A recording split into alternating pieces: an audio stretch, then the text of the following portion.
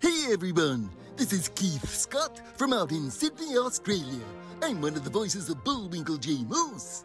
It's time to watch Relentless and Unstoppable. And so give it up for your main hosts, Douglas Kenny and Andy McPhee. Hey everybody, this is Doug Kenny and welcome to Relentless and Unstoppable. We have another amazing guest coming on the channel today, so please hit like and subscribe. And after this episode, please stay tuned to the RNU channel for more amazing guests. Let's get this on! Hey everybody, how you doing? Just a quick little share of why I started Relentless and Unstoppable. It was for one very simple reason, because of Doug Kenny. Nothing to do with me at all, zero.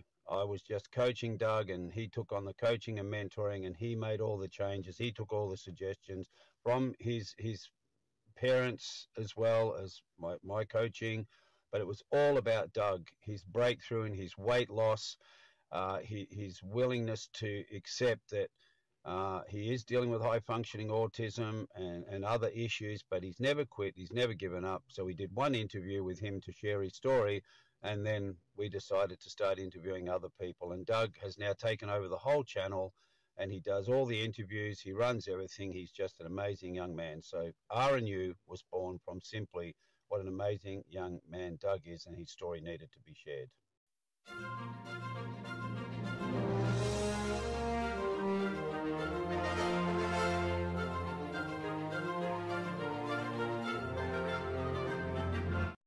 You heard about that or no? I haven't heard about that. I know in the SCCA deal, that's a big no-no. One of my dad's buddies races in the SCCA series in the Ford, the Ford specs, and that's a big no-no. They do not tolerate that at all. Yeah, they don't even allow avoidable contact too, because I heard from Mike Dallenbach, who's the steward of the Trans Am series. I heard from him when I met him a few years back that in a Trans Am car, if a guy spins out another guy or even wrecks them, they have the cameras to show it. And the only way you won't be penalized is if you give the spot back, depending on the circumstances, of course. But, that's what I learned. Have you heard that? No. Yeah. Trans Am's pretty cool. You might want to look into it someday. It's a really exciting series aside from the, stuff like that. Mm-hmm. So what are your hopes for the future with racing at the moment? Just be a full-time NASCAR driver and living out my best life, and that's pretty much my dream ever since I was 8 years old. So if I could live that out, then I say that I conquered life. For sure. Did you have to go through therapy or other forms of stuff to help you when your mother passed away, or? Yeah, I do have a sports psychologist, and he is also, he's my therapist. But yeah, I mean, yes and no. I mean, a lot of it was already just mental. I already knew that was going to happen. I'm a very mentally strong person. I to be fully transparent with you, I had a great support system around me. I had this great ex-girlfriend that, she really supported me throughout a lot of this. And, and her family. And then on top of that, my family, my sisters, my dad. So, I've always, and also a lot of my buddies, and so support is the biggest thing. And that's what, I think that, that's the bottom line on it, is you got to have that support system. So, to all those people that are going to, listen to this podcast, even some of my fans, I appreciate you coming and helping me out through probably one of my darkest times, and lifting me up, essentially. Yeah, for sure. It's a good way to look at it. What advice do you have for people that are going through similar stuff, whether tragic or whether unfair and all that? Right.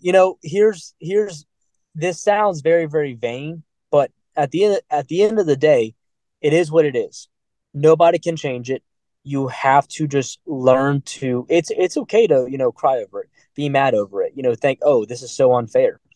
But what are you really doing to make your life better, to prove to that person that you lost, or whoever it is, of, hey, I'm going to miss you, but this is what I have to do. And that's where I see life is okay. My mother passed away. Now I gotta go out there, set the dreams that I told her I was gonna set, make that happen. As soon as that happens, you have to look at life in a different paradigm. You got to switch your whole mind. You got to switch your whole mindset. A lot of people, unfortunately, they sit there and they'll do the whole poor little me deal. We don't do that. You cannot do that, because you're going to put yourself into a depressive hole. That's not going to be good at all. And that's where I say, wake up every single morning, grind as hard as you can, go to the gym, make yourself better. Uh, like, just in it, everything. Just make yourself better as it is. As soon as you do that, life's going to be different for you, right? And it's going to make you feel better. You're going to be like, wow, I feel good. I still miss this person, but I feel good. And it's going to be hard. 100%. For the first week, I still struggle with it to this day, but it's still hard. You just have to learn to kind of numb it a little bit and say, okay, there's nothing we can do to bring that person back. And as soon as you say that in your head and you believe it, then that's when you can move forward and go, okay, I'm still going to miss this person, but what would they want me to do? They would want me to go out there and conquer everything. They would, for sure. What was that moment you had when that aha moment when you realized what you needed to do? Like when did you realize that if you wanted out of the hole, you had to put down the shovel? Yeah, there's been a lot of nights that I've drank over it. There's been a lot of nights that I just I was like, man, this sucks and this and that. But the one thing about me is then I'll look at life differently the next day, and I wake up and I speak positivity every single morning when I wake up. Because the thing is if you believe it in your mind and in your soul, you're all good. Every day I wake up, I go, damn, dude, you are you are bad, dude. Like, you are a good man. Like, you got this. You will make things happen today. You will do this. You will do that. Having a schedule, just even having a schedule. Okay, I got to go to the gym at 6:30 a.m. I got to be up at 6 at least. I got to leave at 6:15. Just knowing your schedule and getting your mind ready for what's going to happen the next day. That's huge. And the aha moment was just more of like, why am I sitting here feeling sorry for myself over something that I could never control? Do It's you just a think? simple. Oh, go ahead. Well, it's just a lot of people, they think about stuff. They go, oh, well, this should have been different, and this, like, in a situation. Well, on a piece of paper, write down what you could control and what you couldn't. I promise you, the couldn't will be a lot longer. And if you can't control it, don't worry about it. It's not your issue no more.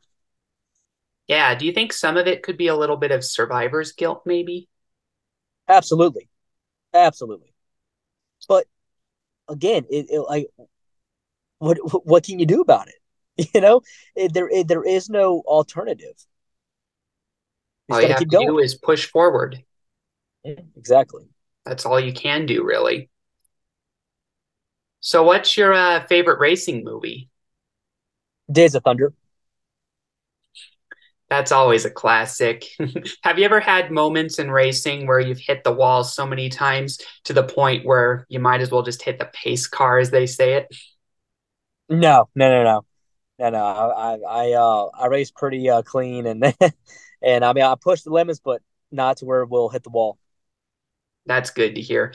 Have you had any Days of Thunder like moments, like with ice cream or meeting with the big people, or no?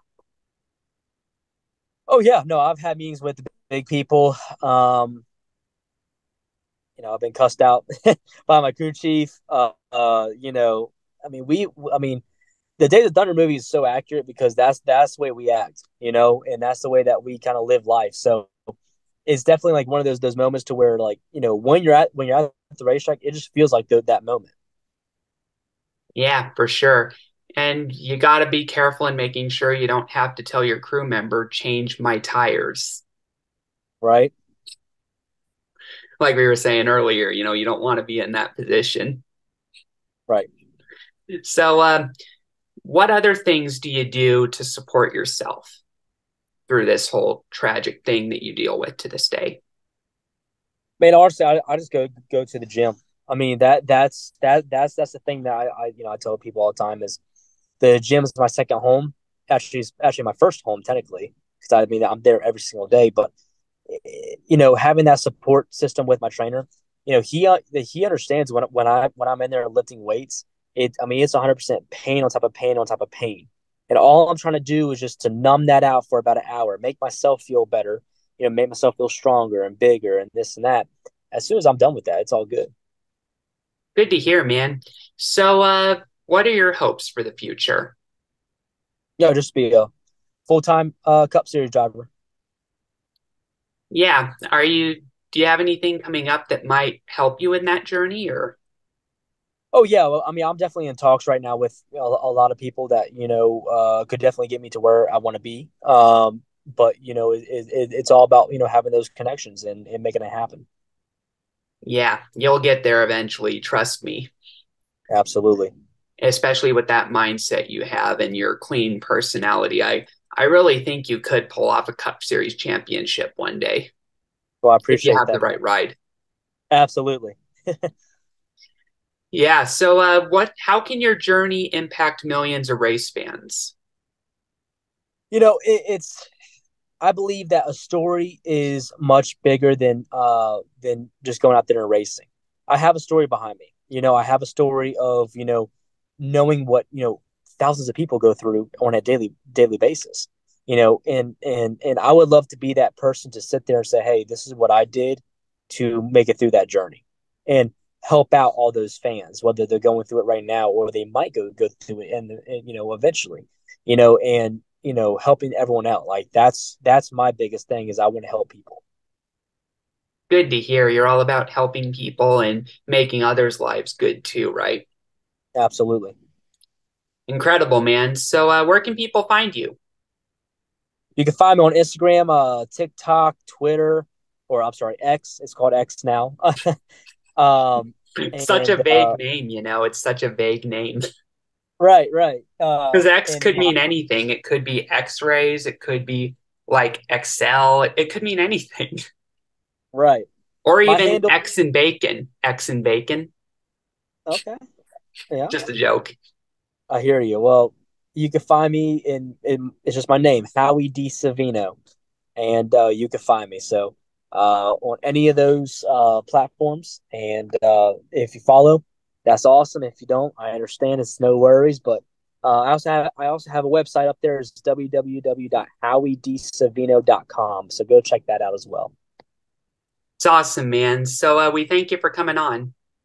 Thank you so much, Douglas, and I'm looking forward to listening to this interview. Just let me know when it's out, and I'll post it to all my social media channels.